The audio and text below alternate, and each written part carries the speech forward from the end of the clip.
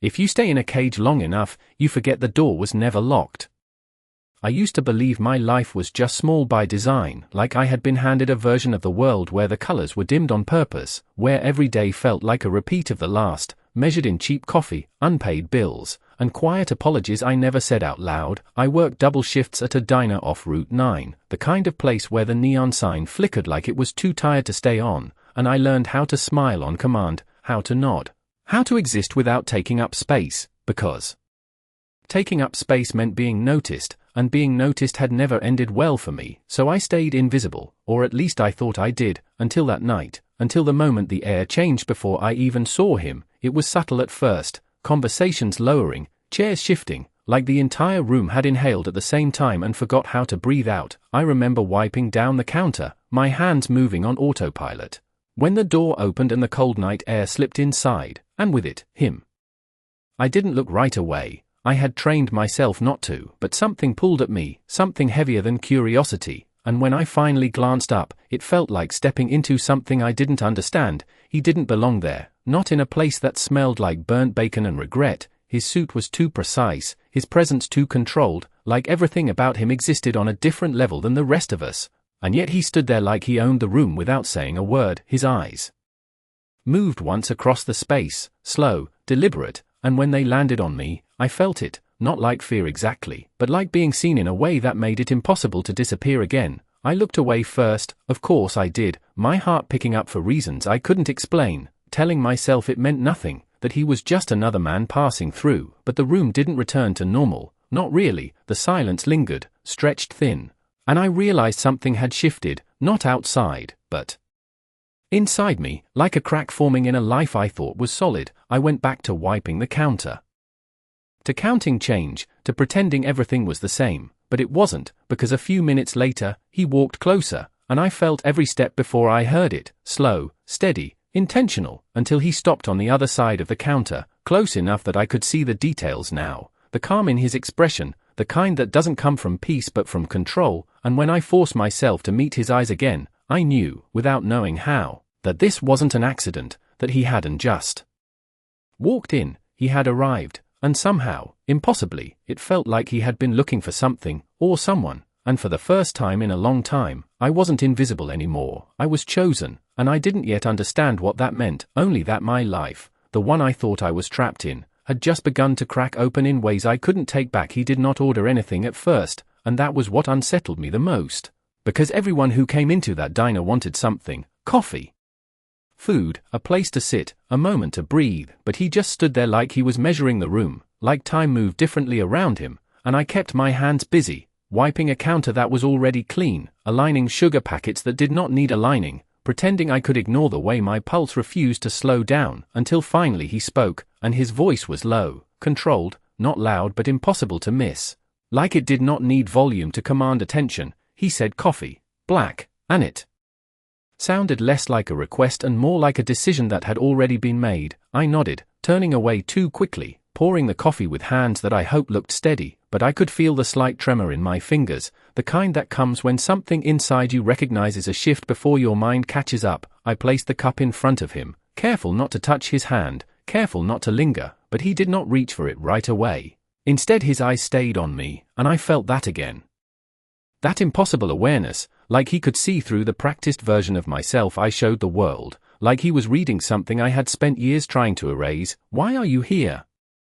I wanted to ask, but I did not, because questions meant engagement, and engagement meant risk, and I had survived this long by choosing silence. He finally lifted the cup, took a slow sip, never breaking eye contact, and something about that made my chest tighten, not fear exactly, something heavier, something that felt like standing at the edge of something I could not yet see. The bell above the door rang again, and I flinched, just slightly, but enough, because his gaze sharpened, not in suspicion, but in recognition, like he had just confirmed something, like he had been waiting for that reaction. I turned away, focusing on a new customer, forcing my voice into something normal, something light, but my thoughts were no longer my own. They kept circling back to him, to the way the room seemed to orbit his presence, to the way I felt pulled without understanding why. Minutes passed, or maybe longer. Time had started to blur, and then I felt it, that shift again, the kind that happens right before something changes for good. I looked up, and he was already watching me, closer now, though I had not seen him move, and when he spoke again, it was quieter, meant only for me. "You do not belong here." The words should have felt insulting, but they did not.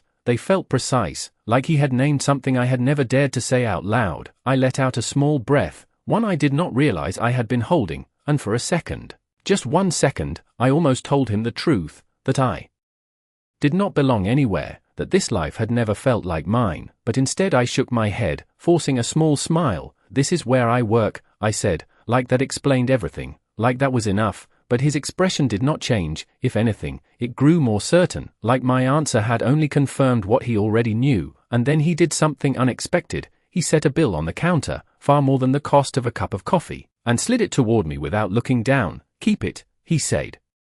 Simple, final, like it was not generosity, it was intent. I hesitated, because nothing in my life had ever come without strings, and I could feel them now, invisible but real, stretching between us.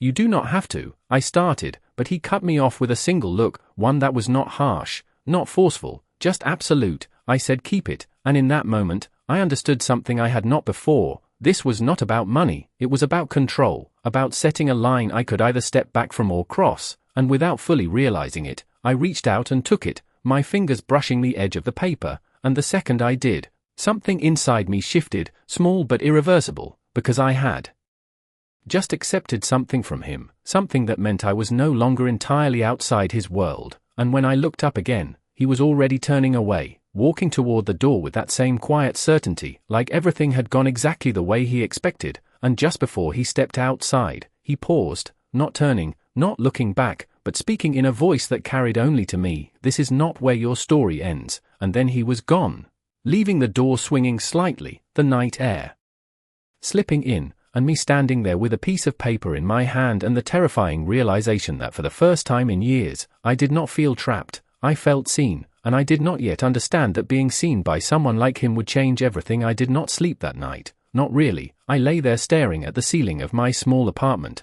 the kind with thin walls and a flickering hallway light that never quite worked, the folded bill still sitting on my nightstand like it had weight beyond paper, like it meant something I had not agreed to understand yet. I kept replaying his voice in my head, not loud, not demanding, just certain. "This is not where your story ends." And the worst part was not that he said it, it was that a part of me believed him, a part one had buried years ago under routine and survival. I turned onto my side, pulling the blanket tighter around me even though the room was not cold, trying to convince myself that tomorrow would be the same, that I would wake up, go to work, smile on command, disappear again. But something had already shifted. I could feel it in the way my chest felt lighter and heavier. At the same time, like something had been unlocked and I did not know how to close it again. The next morning came too fast, grey light filtering through cheap blinds, the sound of traffic below steady and familiar. I got ready the same way I always did, jeans, plain shirt, hair pulled back, nothing that stood out, nothing that invited attention. But when I looked at myself in the mirror, I paused, just for a second, because I did not look the same. Nothing visible had changed, but my eyes. They held something new, something awake, and it unsettled me more than anything else. I shook it off, grabbing my bag and heading out, telling myself it meant nothing, that he was just a man passing through, that I had imagined the weight of that moment. But the world did not feel the same as I stepped outside, like everything was slightly sharper, louder, more real. I made it halfway down the block before I noticed the car, parked across the street, black, polished, out of place in a neighborhood that barely held together. I slowed, not stopping, just enough to let my instincts catch up. It was not unusual for cars to pass through, but this one was still, waiting, and something in my chest tightened in recognition before my mind could form the thought. I told myself to keep walking, to ignore it, to stay in my lane the way I always had, but as I passed, the driver's side door opened with a quiet precision, and I knew before I looked. I knew. He stepped out like he had all the time in the world, like he had never left. Same suit, same control, same presence that made everything else feel smaller by comparison. And when his eyes found mine again, it was not a surprise, it was confirmation, like he had expected this exact moment, like I had walked into something already decided. I stopped without meaning to, my feet rooted to the sidewalk as the morning noise seemed to fade around us. "You followed me," I said, the words coming out softer than I intended, not accusation, not fear, just a need to understand. His expression did not change. "I do not follow," he replied calmly. "I arrive," and the way he said it made my breath catch, because it was not arrogance, it was truth, simple and unshaken. I should have turned around, should have walked away, should have chosen the life I understood, but instead I stayed, because something inside me needed to know why. "Why me?" I asked, barely above a whisper, and for the first time, there was the slightest shift in his gaze, not hesitation, not doubt, something deeper, something that felt like recognition. "Because you looked back," he said, like that was the answer, like that was enough. And maybe it was, because in that moment I realized something I had spent years avoiding. I had not just been invisible, I had chosen to be, and he was the first person who refused to let me hide. The silence stretched between us, not uncomfortable, just full, like something was building beneath it, and then he stepped closer, not invading, not forcing, just closing the distance enough that I could feel the weight of his presence. "You have two choices," he said quietly. "Stay where you are and forget this ever happened, or come with me and find out what happens when you stop pretending this is all you deserve." My heart started to race, not from fear, but from something far more dangerous, possibility, and for the first time in my life, the cage did not feel safe anymore. It felt small. My first instinct was to say no, to laugh it off, to step back into the version of myself that knew how to survive by staying small, because everything about him felt too certain, too controlled, like stepping toward him meant stepping into something I could not undo, and I had spent years avoiding exactly that. I shook my head slightly, more to convince myself than him. "I have a job," I said, like it was a shield, like it meant something here. His gaze did not shift. "Then go to it," he replied calmly, as if my answer had already been accounted for, as if my life was just a detail he had already moved past. Frustration flickered in my chest, sharp and unfamiliar. "You do not understand," I said, my voice tighter now. "I cannot just leave. People do not just walk away from their lives." His expression changed then, not softer, not harder, just more focused, like I had finally said something worth responding to. "People do not," he agreed quietly, "but you are not people," and the words landed heavier than anything else he had said, not insulting, not dismissive, but deliberate, like he was separating me from the version of myself I had accepted. I swallowed, my pulse picking up again. "You do not know me," I pushed back, needing something solid to hold on to, needing to remind myself that this was a stranger, that this was not real. His eyes held mine without hesitation. "I know enough," he said. "You stay in places that diminish you, you make yourself smaller so no one feels threatened, and you call that safety." The accuracy of it made my breath catch, because it was not a guess, it was a mirror, and I hated how clearly he saw it. I took a step back, my mind scrambling to rebuild the walls I had spent years constructing. "You do not get to decide anything about me," I said, forcing strength into my voice. "This is my life, and I choose it." The silence that followed was not empty, it was measured, like he was giving me the space to hear my own words, and for a second, I almost believed them, almost convinced myself that I had chosen this, that this small, contained life was something I wanted. But then he spoke again, quieter now, and somehow that made it more powerful. "Then why does it feel like you are asking permission to leave it?" The question hit harder than any argument, because I did not have an answer, not one I could say out loud. My chest tightened, and I looked away, breaking eye contact. For the first time since he stepped out of that car, the street noise rushed back in, cars passing, distant voices, the world continuing like nothing had changed, but everything had, because now I could see it, the edges of the life I had been calling mine, how narrow it really was, how carefully I had stayed within it. I let out a slow breath, my hands curling slightly at my sides, grounding myself. "You think you can just walk into someone's life and change it?" I said, softer now, not as a challenge, but as a question I was afraid to have answered. "I do not think," he replied, "I decide." And there it was again, that certainty, not forceful, not loud, just absolute, like gravity, like something that did not need to prove itself to exist. He stepped back then, creating space between us, not closing in, not pushing, just giving me the distance to choose, or to believe I was choosing. "I am not asking you to trust me," he added, his voice steady. "I am asking you to stop settling." The words lingered in the air, heavier than they should have been,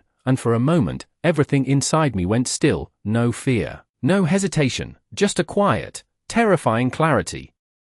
Because I realized something I had not allowed myself to admit. I had been settling, not because I had to, but because it was easier than risking something more. I looked at him again, really looked this time, at the control in his posture, the calm in his expression, the way he did not rush, did not push, like he already knew how this would end, and maybe that was what unsettled me most, not that he was offering something different, but that he believed I would take it. My heart beat louder in my chest, each second stretching longer than it should, and for the first time, the choice in front of me felt real, not hypothetical, not distant, but immediate. I could turn away, walk the rest of the block, go to work, pretend none of this had happened, go back to the version of myself that fit neatly into a life that asked nothing more of me, or I could step forward, into something unknown, something bigger, something that might break everything I thought I understood about myself. I hesitated, just for a second, and then I realized something else. I had already stepped out of the cage the moment I stopped pretending I did not want more. I lifted my chin slightly, my voice steady despite the way my pulse raced. If I walk away, I said slowly, you let me. He did not hesitate. Yes,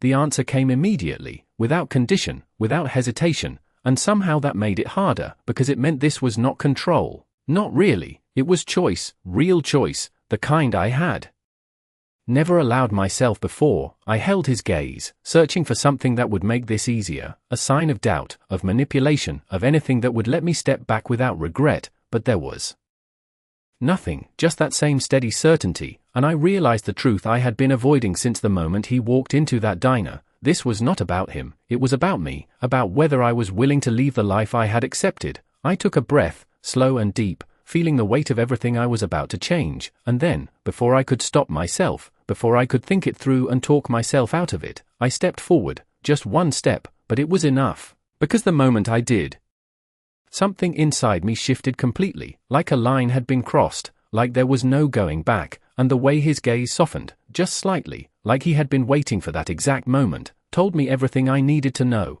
I had just made a decision that would change everything, and I did not yet understand how far it would take me. I did not realize how loud my heartbeat was until I sat inside his car and the door closed with a quiet, final sound that felt heavier than it should have.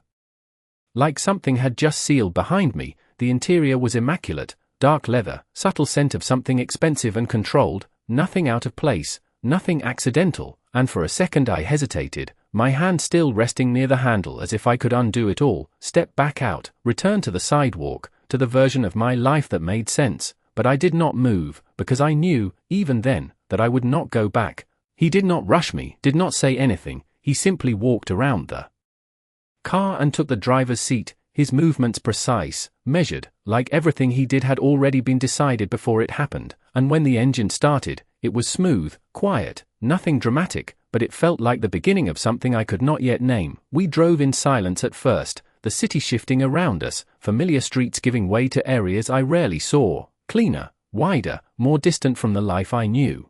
I kept my gaze forward, watching the road instead of him, because looking at him felt like acknowledging something I was not ready to face. You can still change your mind, he said after a few minutes, his voice calm, not challenging, just stating a fact. The exit is always yours. I let out a small breath, my fingers curling slightly in my lap. I already made my choice, I replied, and even as I said it, I felt the truth of it settle deeper inside me. He nodded once, not approving, not questioning, just accepting, like that was all he needed. The silence returned, but it was different now, not uncertain, not tense, just full, like something was unfolding beneath it. I watched the city fade into something quieter, larger homes, longer driveways, the kind of places I had only ever passed by, never belonged to, and a thought slipped into my mind before I could stop it. This is not your world. It was automatic, familiar, the voice that had kept me in place for years, but for the first time, it did not feel as strong. It sounded smaller, like it was losing its hold on me. The car turned through a set of gates that opened without hesitation, like they had been expecting us, and that realization sent a quiet shiver through me.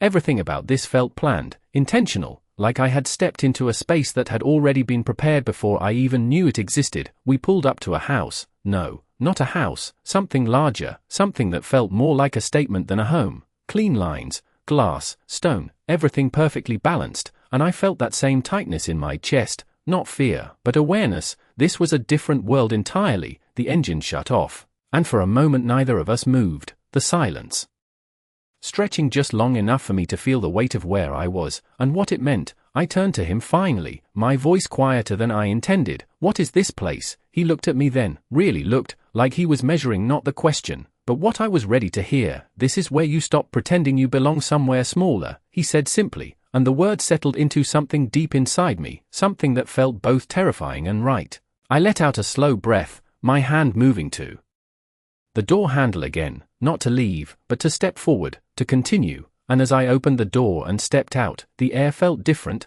quieter, like the world had shifted just enough to remind me that I had crossed into something new. I stood there for a second, taking it in, the space, the stillness, the absence of everything that used to define my life, and for the first time, I did not feel out of place. I felt like I was standing at the beginning of something I did not yet understand, but was already becoming part of, and when he came to stand beside me, not too close, not distant, just present, I realized something I had not fully accepted until that moment. I had not been taken, I had walked here, and that made all the difference, because it meant whatever came next, whatever this world demanded, I had chosen it, and deep down, I knew, there was no going back to who I had been before I stepped into his car. The first thing I noticed when I stepped inside was the silence, not empty, not cold, just controlled, like every sound had permission to exist there and nothing happened by accident. The floors were polished to a quiet shine.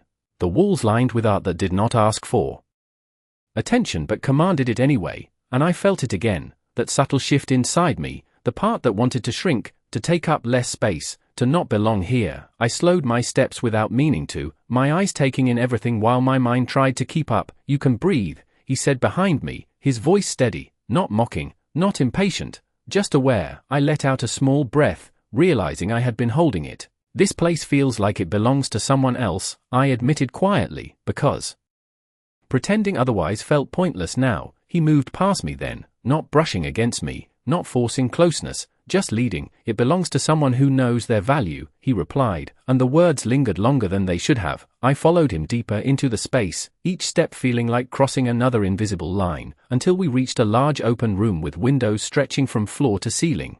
The city spread out in the distance like something I had never been close enough to claim. I stopped there, drawn to the view, because for the first time, I was seeing it from above, not from the street, not from the edges, but from a place that felt central, intentional. This is where I make decisions, he said, and when I turned to look at him, I realized he was not talking about the room, he was talking about everything. I folded my arms slightly, grounding myself. You keep speaking like I am already part of this, I said, a quiet challenge in my tone, because I needed to understand the rules of this world before I let myself step further into it. His gaze met mine without hesitation.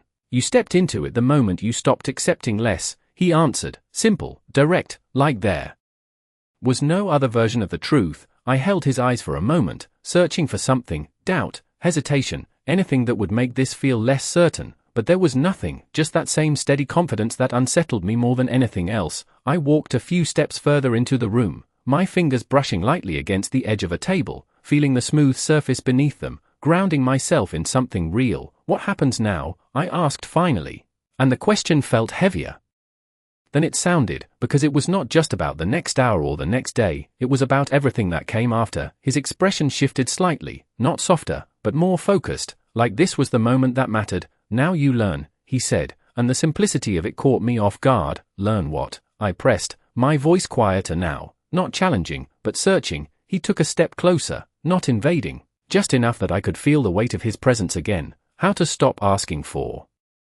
permission. The words landed deeper than anything else he had said, because they were not about this place, or him, or the world I had just entered. They were about me, about the habits I had built to survive, the way I had shaped myself to fit into smaller spaces. I looked away for a second, my thoughts racing, because I did not know how to do that. I did not know how to exist without measuring every step, every word, every choice against what was safe. And for the first time, that realization did not make me retreat, it made me want to understand. I have never done that, I admitted, the honesty surprising even me. His response was immediate. Then you start now, and something about the way he said it made it feel possible, not easy, not simple, but real. I looked back at him, really looked this time, at the calm in his posture, the certainty in his gaze, and I realized something I had not fully accepted until that moment. He was not offering me a way out, he was offering me a way forward, and those were not the same thing. My heart beat a little faster, not from fear, but from something unfamiliar, anticipation.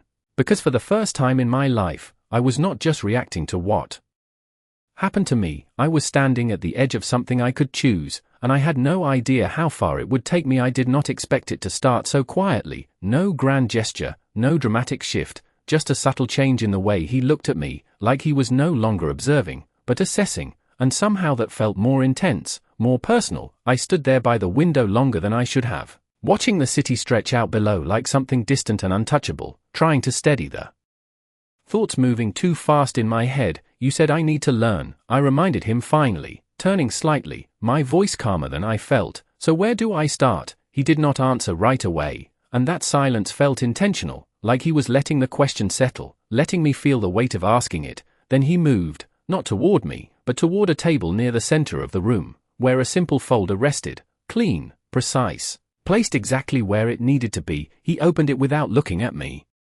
His movement smooth, controlled, and for a moment I just watched, trying to understand what kind of world required this level of certainty in every detail. Come here, he said, not loud, not commanding, but final enough that I found myself moving before I fully decided to, each step measured, aware of the way my surroundings seemed to respond to him, not in fear, but in quiet alignment. Like everything here existed in agreement with his presence. I stopped across from him, my eyes dropping to the folder. Inside were papers, structured, organized, nothing chaotic, nothing uncertain. What is this? I asked, though I had a feeling the answer would not be simple. This is your life, he said, and the words made my chest tighten, because they sounded impossible, but when I looked closer, I saw it, details I had never shared, my job, my schedule, my apartment, even the small things I thought no one noticed, like the route I took home, the way I ordered my coffee, the hours I stayed later than I had to. My first instinct was to step back, to question it, to feel exposed, but instead I stayed, because something about it did not feel invasive.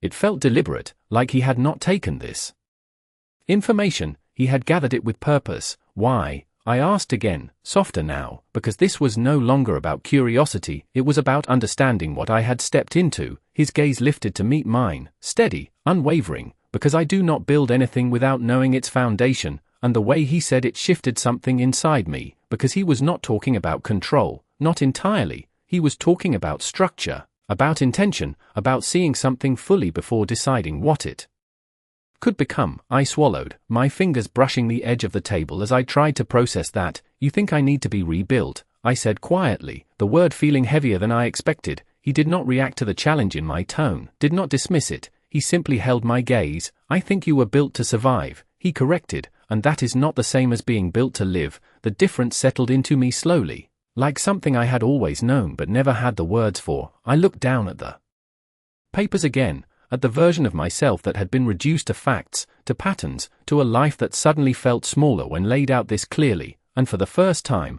I did not feel defensive. I felt aware of how much I had accepted without question, how much I had shaped myself around limitations that were never truly mine. I let out a slow breath, my shoulders easing slightly. So what happens to that version of me? I asked, not with fear, but with something closer to readiness. His answer came without hesitation. She does not disappear, he said, she evolves, and the word lingered, because it did not mean erasing who I was, it meant becoming something more, something I had never allowed myself to consider. I lifted my gaze to meet his again, searching for any sign that this was temporary, that this was just a moment that would fade, but there was nothing uncertain in him. Nothing fleeting, just that same quiet conviction that had pulled me here in the first place, and I realized something that shifted everything once again. He was not asking me to change, he was expecting me to rise, and the difference between those two things felt like the line between who I had been and who I was about to become. My heart beat steady now, not racing, not hesitant, just certain in a way that felt unfamiliar but right, and for the first time since I stepped into this world, I did not feel like I was being pulled forward. I felt like I was choosing to move. The word evolve stayed with me longer than anything else he had said. It echoed in a way that made it impossible to ignore, because it did not feel like pressure. It felt like permission, and I had never been given that before. Not really. I stood there for a moment, looking at the version of my life laid out in front of me, every habit, every limitation, every quiet compromise I had made just to keep things steady, and for the first time, I did not feel attached to it. I felt separate from it, like I was looking at someone I used to be, not someone I had to remain. I closed the folder slowly, my fingers steady, and when I looked up at him again, something had shifted in the way I held myself, not dramatic, not obvious, but enough that I could feel it. "You already knew I would not walk away," I said, my voice calm, not accusing, just stating what now felt obvious. His expression did not change, but there was something in his eyes that acknowledged the truth in that. "I know patterns," he replied simply, and I realized he was not talking about control. He was talking about recognition, about seeing something clearly enough to understand where it would lead. I took a step away from the table, not retreating, just creating space to think, to feel, because everything inside me was shifting faster than I could process. "You keep saying this like it is simple," I said, turning slightly toward him, "like I can just become someone else overnight." He shook his head once, subtle, precise. "Not someone else," he corrected, "someone more." The difference settled into me slowly, because it did not erase who I had been, it expanded it, it allowed something I had never considered. I moved toward the window again, drawn to the view, but this time it felt different, not distant, not unreachable, just there, waiting, and I realized something I had not fully understood. Until now, he had not brought me here to show me his world, he had brought me here to show me what I could step into. "What does that even look like?" I asked quietly, not expecting a simple answer, but needing direction, needing something to hold onto as everything else shifted. He stepped closer, not imposing, just present. "You start by standing differently," he said, and the simplicity of it caught me off guard. I turned slightly, my brow furrowing. "What does that mean?" His gaze moved over me. Not critical, not dismissive, just observant, like he was seeing details I had never considered. "It means you stop apologizing for taking up space." The words landed with more weight than I expected, because I realized how often I did that, how often I softened my voice, lowered my gaze, adjusted myself to make others comfortable. I straightened slightly without thinking, my shoulders pulling back just a fraction, and he noticed immediately. A subtle shift in his expression that told me I was doing something right. "Again," he said quietly, not as an order, but as guidance. I took a slow breath and did it again, more intentionally this time, standing a little taller, holding my gaze steady instead of letting it drop, and something changed, small but undeniable. I felt it in my chest, in the way my breath moved, in the way the space around me seemed to respond. "That is where it starts," he said. And there was something almost approving in his tone, not praise, not encouragement, just recognition. I let out a quiet breath, my heart steady, my thoughts clearer than they had been since I stepped into his car, and for the first time, I did not feel like I was trying to understand his world. I felt like I was beginning to understand myself within it. "This is not about you," I said slowly, the realization forming as I spoke. His gaze sharpened slightly, as if he had been waiting for me to reach that conclusion. "No," he replied, "it is about what you choose to become," and the clarity of that statement settled everything else, because it removed the uncertainty, the hesitation, the fear that this was something being done to me. It was not. It was something being offered, something I could step into or walk away from, and I had already chosen. I just had not fully accepted it until now. I turned to face him completely, my posture steady, my voice calm in a way that felt new but natural. "Then show me the rest," I said, and this time, there was no hesitation in me, no doubt,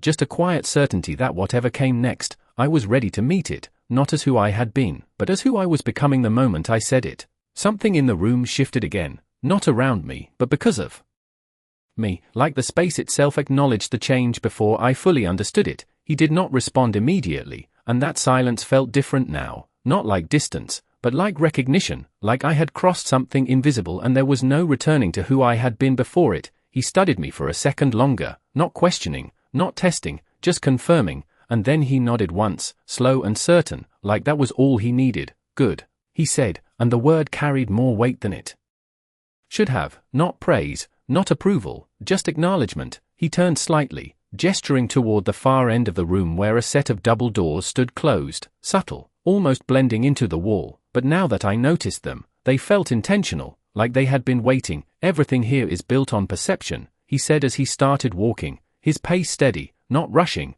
not checking if I followed, because he already knew I would. I moved after him without hesitation, my steps more certain than before, my mind quieter in a way that felt unfamiliar but right. "Perception," I repeated, trying to understand what he meant, because everything about this world seemed layered, deliberate, nothing accidental. He stopped in front of the doors and looked at me, not past me, not through me, directly at me. People will see what you show them, he said, and for the first time, there was something almost instructive in his tone, not distant, not detached, but focused. You have spent your life showing them you are small, so that is what they believed. The truth of that settled into me immediately, because it was not something I could argue with. It was something I had lived, and for a second, I felt that old instinct rise again, the one that wanted to shrink, to deflect, to say it was not that simple, but I stopped it, because I knew now, that instinct was part of what I was leaving behind, so I held his gaze instead, steady, present, and he noticed the faintest shift in his expression, like something had aligned exactly as expected. Then show them something else, he said, and the simplicity of it made my breath catch, because it meant everything and nothing at the same time. He reached for the door, but did not open it yet, waiting, giving me a moment I did not fully understand until I felt it. This was not about stepping into another room, it was about stepping into another version of myself, one I had never allowed to exist. My heart beat steady, not racing, not uncertain, just present, and for the first time, I did not feel like I was being led, I felt like I was choosing. I took a small step forward, closing the last bit of distance between us, and in that moment, I realized something that settled deep in my chest. He had not changed my world, he had shown me how to change myself within it. He opened the door then, and light spilled through, softer, warmer, different from the controlled stillness behind us. I did not hesitate, I stepped through, not looking back, because I knew there was nothing behind me I needed to return to, only a version of me that had been waiting to become something more. And as I crossed that threshold, I understood the truth he had been building toward since the moment we met. He did not take me from my life, he did not save me from it, he gave me something far more dangerous. The choice to become someone the world could not ignore, and for the first time, I did not feel trapped. I felt powerful, not because of him, but because I had finally decided I would never make myself small again, and that was the moment everything truly began.